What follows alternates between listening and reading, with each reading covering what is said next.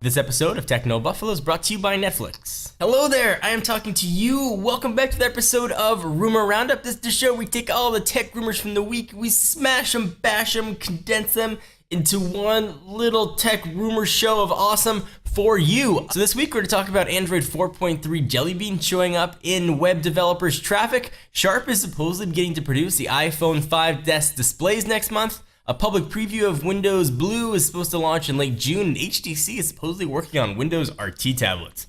Didn't get the memo, nobody wants them. This is Rumor Roundup, let's go ahead and get started.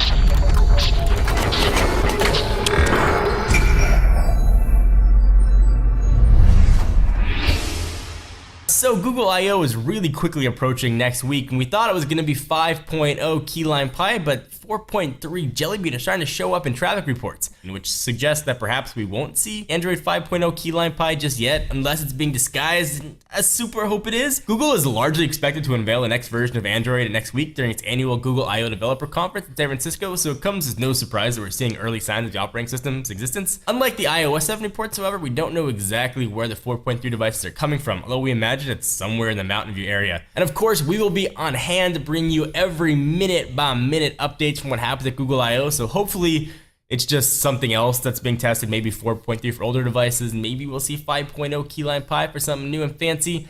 I'm hoping, because I want me some key lime pie deliciousness. Supposedly, Sharp is getting ready to begin iPhone 5S display production next month. So Japan Display and LG are also expected to produce the screens for Apple's next-gen iPhone. Taiwanese news outlet also noted that Sharp's Kamanawa plant, where production is scheduled to take place, has reportedly noted a huge drop-off in performance through lack of demand for its products. When it operates at full steam though, the plant is capable of manufacturing 600 million display units per month. Apple's iPhone 5S is expected to launch in the fall, and while Apple has denied reports like they always do. So supposedly if the stuff starts in June, maybe around the September-October timeframe, might be able to see the iPhone 5S and maybe iOS 7. Perhaps we'll see all the rumors you've been hearing about the iPhone 5S having fingerprint scanners and all kinds of other craziness in it, but I am hoping just for new OS. So Microsoft said the next version of Windows 8, known as Windows 8.1 but codenamed Windows Blue, will be available later this year. Now the company has gone on total record saying that the public preview will be available by the end of next month. ZDNet's Mary Jo Foley tried to dig deeper to find out if there will be any new public preview of Windows RT at the same time, and Microsoft chose not to discuss that right now. So I'd guess Windows RT is probably going to go the way of the Dodo,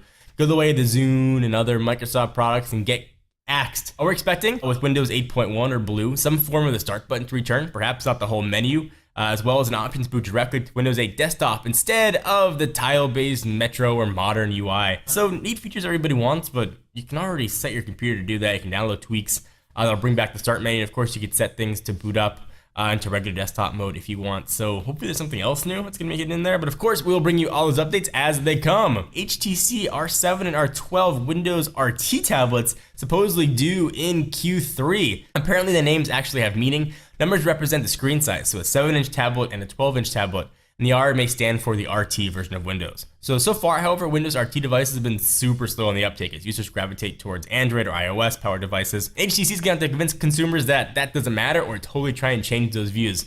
Perhaps the super low price point can be a really compelling start. Phone Arena said the R7 expected to ship with a quad-core Snapdragon 800 clocked at 2.3 GHz, 16 gigs of expandable storage, and a 13-megapixel camera and 2 gigs of RAM. So the R12 reportedly is going to pack the same hardware, but a larger 12-inch screen with the 2048 by 1536 pixel display. Apparently, both tablets will eventually hit the market with 4G LTE support, so maybe we'll see them land on carriers with subsidy options. That could be a good way to sort of get them out in the market. Right now, though, HTC is allegedly planning to get the devices on store shelves by October 13th. Keep this in mind, though.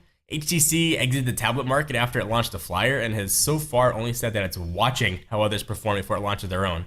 If sales of Windows RT-based devices are any hint, HTC probably shouldn't be jumping on this bandwagon. What do you guys think? Would you want to see an HTC-made tablet again? You know, we had the Jetstream, and there's been all kinds of other HTC tablets that didn't do all that well. But if it looked like a bigger version of HTC One, I don't know, I might give it a shot. I want to hear your thoughts. Leave them comments down below. We take a minute to thank our friends and sponsors at Netflix. You know them, you love them, you should definitely be using them. Netflix streams TV shows and movies directly to your home, saving you time, money, and hassle. In fact, I watched a movie on Netflix over the weekend. As a Netflix member, you can instantly watch TV episodes and movie streaming directly to your PC, Mac, or right to your TV with your game console, so your Xbox 360s, your PS3s, your Nintendo Wiis, or your Nintendo Wii U's. Watch as many movies as you want, anytime you want, and the best part is you can just cancel anytime. So give it a whirl. Get a free 30-day trial membership. Go to netflix.com/buffalo and sign up. Use that URL so they know we sent you. Again, netflix.com/buffalo. Thank you guys for watching another episode of Rumor Roundup. I hope you enjoyed. I was your host, John Rettinger. Be sure to check us out at techknowbuffalo.com for the latest and greatest tech news. Give this video a thumbs up. We definitely appreciate it. I'll see you in the next video.